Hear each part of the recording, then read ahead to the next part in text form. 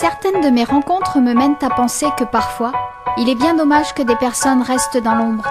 C'est pour cela que je vous propose « Il mérite d'être connu », une chronique radiophonique proposée par la Nana Lambda, qui vous emmène aujourd'hui à la rencontre de...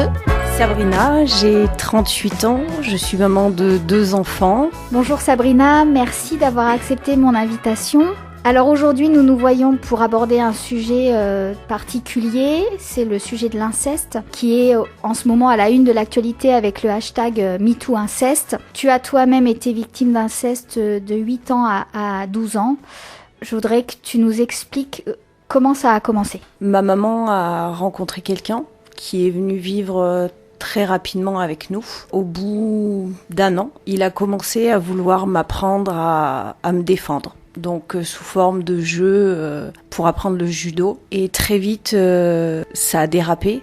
Il a commencé à avoir des gestes déplacés. J'étais petite, j'avais 8 ans. Et il commençait à être très insistant sur ses gestes, sur les petites bagarres, entre guillemets, étaient de plus en plus rapprochées. Même si y avait du monde à la maison, il arrivait toujours à m'isoler dans la chambre parentale. Et il était fort, c'était un homme, c'était la figure paternelle. Et je savais pas trop quoi faire, ni comment le faire. Et du coup, je pense qu'à ce moment-là, quand j'ai senti que ça devenait vraiment malsain, à chaque fois qu'il commençait à me chercher pour faire ces petits jeux de bataille, à ce moment-là, je pense que je mettais mon cerveau sur pause et je me laissais faire. Parce que je savais pas quoi faire d'autre, en fait. Un jour, ma petite sœur était dans le canapé en train de boire son biberon. C'était un samedi matin. Il est venu me rejoindre dans mon lit. Et à ce moment-là, j'ai vite compris que les choses allaient prendre une autre tournure et que les gestes allaient devenir bien plus. Et en effet, les gestes sont venus des actes. Et à 8 ans, il a commencé à me violer régulièrement. C'était tout le temps quand ma maman était pas là. C'était quelqu'un qui buvait beaucoup en plus. Il a même réussi à me faire avoir une chambre, à m'installer une chambre dans le garage. Donc dans le garage, on avait un grand sous-sol. Du coup, il m'a fait une chambre avec une salle de bain, des toilettes. Et ça lui laissait libre cours à tout ce qu'il voulait, puisque de toute façon, j'avais pas possibilité de fermer la porte à clé puisque ça m'était interdit. Et il venait me rejoindre à n'importe quel moment du jour, de la nuit. Est-ce que tu penses que ta maman a eu des doutes à un moment donné? Je l'ai dit à ma maman parce qu'un jour, il a été beaucoup plus loin. Il voulait en fait un terrain qui était à côté du terrain sur lequel était notre maison. Et à ce moment-là, il s'est dit que, étant donné qu'il n'avait pas les moyens d'acheter ce terrain et qu'apparemment le propriétaire était aussi dingue que lui de toute façon, il allait faire un échange. Et sa monnaie d'échange, en fait, ça a été moi. Il m'a échangé contre un terrain, en fait. Il m'a vendu aux voisins. Donc en plus d'être son terrain de jeu favori, je suis devenue le terrain de jeu de mon voisin aussi pendant un certain temps. Ça a été court, mais quand même. Et là, ça a été la goutte d'eau qui a fait déborder le vase. J'en ai parlé à ma maman. Ma maman a fait ce qu'elle avait à faire, ce qu'elle pensait avoir à faire. Donc il est parti de la maison quelque temps. Et au final, il est revenu et les choses ont recommencé. Je sais pas pourquoi, ça s'est pas arrêté en fait. Un jour, j'en ai parlé à un professeur au collège parce que pour moi, c'était plus supportable en fait. Et ce professeur a interpellé les services sociaux qui sont venus chez moi, qui sont repartis comme ils étaient venus puisque quand ils sont venus, on m'a demandé de mentir, donc c'est ce que j'ai fait. Et ça s'est pas arrêté là, les gendarmes sont venus me chercher au collège devant tous mes copains et mes copines et on m'a demandé de mentir. Donc je suis restée 12 heures chez les gendarmes, avec des gendarmes qui se relayaient pour essayer de me faire parler, pour que je dise ce qui s'était passé, et moi je lâchais rien, parce qu'on m'avait demandé de rien dire, donc j'ai rien dit. Et les gendarmes m'ont expliqué qu'il allait falloir que je passe devant un gynécologue pour avoir la preuve qu'il s'était rien passé. Donc ils m'ont emmenée au CHU. J'ai eu mon premier rendez-vous avec le gynécologue qui s'est aperçu que si, il s'était passé des choses. Et de ce moment-là, en fait, quand je suis revenue à la gendarmerie, j'ai expliqué un minimum de choses aux gendarmes, mais ça avait été tellement douloureux pour moi, en fait, ce moment-là, J'avais 14 ans, on venait de me prendre mes parties intimes en photo, c'était vraiment très compliqué et du coup j'ai dit des choses, j'ai pas tout dit mais j'ai dit des choses, j'ai dit qu'il y avait eu des attouchements, qu'il m'avait pénétré avec ses doigts et je m'en suis arrêtée là, j'ai dit que j'avais écrit un journal intime et là je m'apercevais que j'en disais trop donc j'ai arrêté et quand ils nous ont ramenés à la maison, ils attendaient donc mon beau-père devant chez nous, il a réussi mon beau-père à le savoir, il est passé par derrière la maison, il m'a expliqué avec la force et la violence que ce que j'avais fait c'était pas bien et que à cause de moi il allait aller en prison. Donc c'est ce qui s'est passé, il a été 2 mois en prison et il est ressorti et il est revenu revivre avec nous. Comment c'est possible que ta mère l'ait repris avec vous en sachant tout ça? Je ne sais pas, c'est un sujet qui est très tabou et j'ai jamais eu d'explication mis à part comment on aurait fait pour vivre.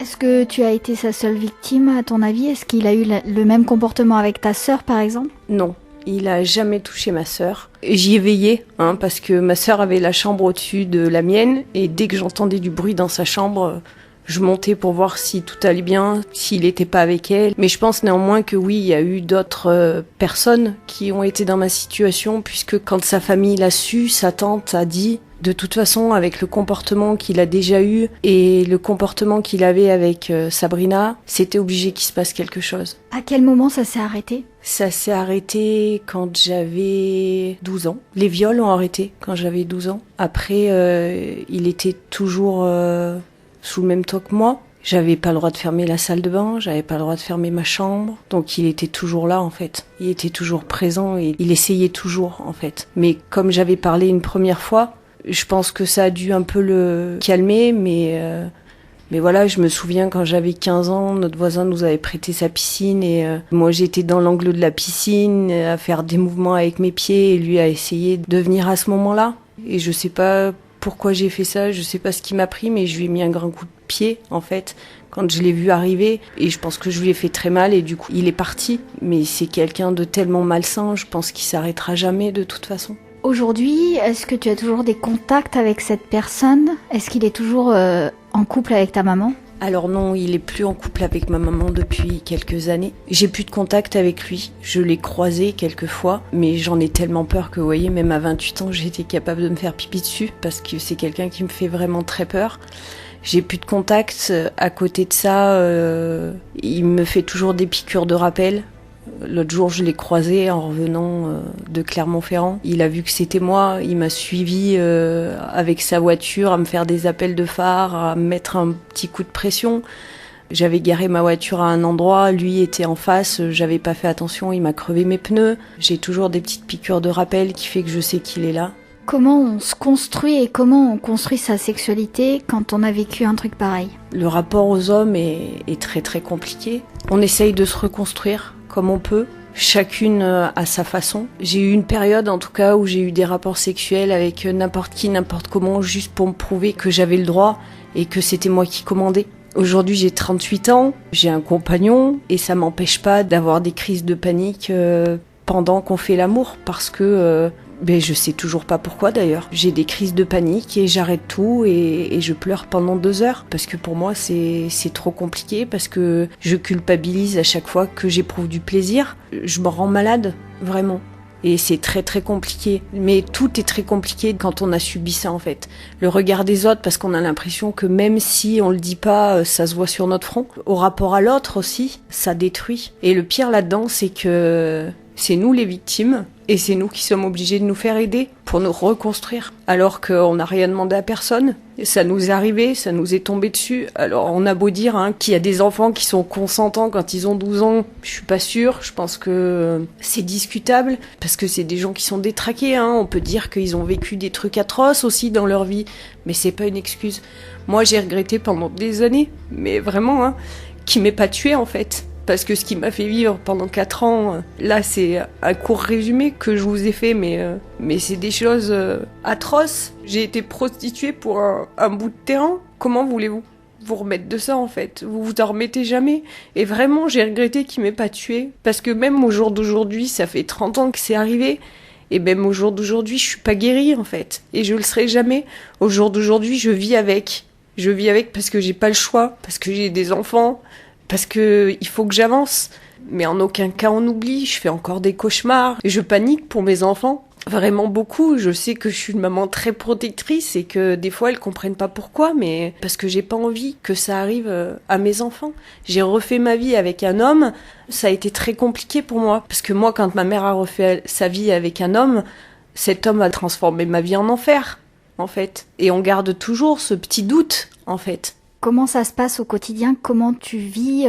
Tes filles restent seules avec ton compagnon? Est-ce que la confiance est là? Est-ce que tu as strictement aucun doute sur ce qui se passe quand tu n'es pas là? Et ça doit être atroce en fait. Alors c'est atroce parce qu'on y pense tout le temps. Après j'ai une confiance aveugle en mon compagnon.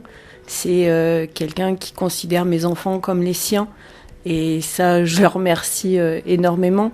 Donc oui, je le laisse avec mes enfants, mais j'ai mis un certain temps avant de le faire. J'ai bien compris que tes filles n'étaient pas au courant de ce qui t'était arrivé. Est-ce que tu fais de la prévention auprès d'elles sur le viol, sur l'inceste? Alors oui, elles sont au courant de tout ce qui peut se passer, de faire très attention. Après, je suis quelqu'un de très ouverte parce que je veux instaurer le climat de confiance entre elles et moi, que si jamais il se passe quoi que ce soit, elles puissent m'en parler, qu'elles aient pas peur. Et qu'elles me le disent rapidement pour faire les choses rapidement. Parce que quoi qu'il se passe, je fermerai pas les yeux. Dans mon histoire, en fait, j'ai été la victime et la seule personne qu'on a aidée, c'est mon beau-père. Moi, je me souviens de son père à lui qui est venu me faire passer un interrogatoire toute la nuit pour que je sache exactement ce que je devais dire au juge. En fait, ils m'ont fait brûler mon journal intime pour pas qu'il y ait de traces. Ils m'ont fait réécrire un. Je ne comprends pas qu'on m'ait pas aidée. Et même la justice ne m'a pas aidée. Parce que le papa de mon beau-père est très bien placé sur Clermont-Ferrand. Il a une place à la mairie, ce brave monsieur. Mon beau-père n'a pas perdu son travail. Mon beau-père a fait que 2 mois de prison. Je comprends pas que du moment qu'on ait le bras un peu plus long que les autres, on puisse s'en sortir comme ça, en fait. C'est quelque chose qui m'échappe complètement. La justice aurait dû m'aider moi, pas lui, en fait. Qu'est-ce que c'est 2 mois de sursis quand vous avez violé une gamine pendant 4 ans? Aujourd'hui, quels sont tes rapports avec ta maman? Eh bien, après une longue thérapie, j'ai appris à l'accepter comme elle l'était. Je pense que j'ai fait abstraction de ce qui s'était passé avec elle pour réussir à mieux vivre, en fait. Je me dis que chaque personne fait les choses comme il les pense le mieux. Alors, je suis d'accord, hein. Là, ce qu'elle a fait, c'était pas le mieux. Ses priorités étaient peut-être pas placées là où j'aurais placé les miennes. Mais aujourd'hui, je pense que j'ai un rapport avec ma maman comme n'importe quelle personne, en fait. Parce que je crois que je lui ai pardonné. Je te remercie beaucoup d'avoir accepté de témoigner sur ce que tu as vécu et qui est probablement une des choses les pires qu'on puisse imaginer. Et je te dis à très bientôt. À très bientôt. Merci de donner la parole aux victimes pour qu'on puisse montrer aux autres qu'un jour on peut s'en sortir et que même si c'est dur, même si la vie, c'est un combat tous les jours, on peut y arriver et qu'il faut dire les choses, il faut pas se laisser faire. En attendant de vous retrouver sur les ondes de Radio Coquelicot pour la chronique « Il mérite d'être connu », rejoignez-moi sur Facebook et Instagram et bien sûr sur mon blog lananalambda.fr.